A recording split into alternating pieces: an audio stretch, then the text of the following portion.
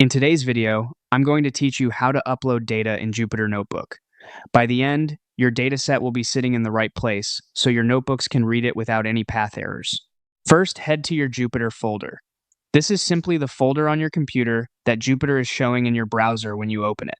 If you launch Jupyter and see a list of files, that list reflects a real folder on your machine. Open that same folder in your File Explorer or Finder so you can move files into it.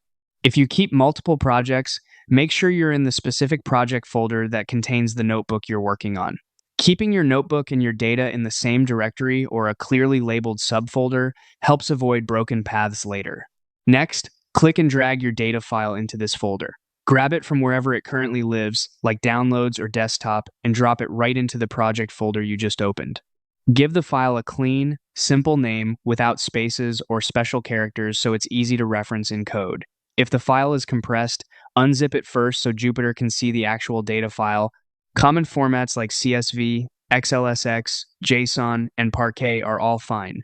If you're working with a large file, the move might take a moment. Let it finish before switching back to your notebook. Now, go back to Jupyter in your browser. If the file doesn't appear immediately in the file list, refresh the page to update the view. Large files or network drives can introduce a brief delay, so a quick refresh usually does the trick. If you still don't see it, double-check that you move the file into the exact folder Jupyter is displaying, not a similarly named folder elsewhere on your system. That's it.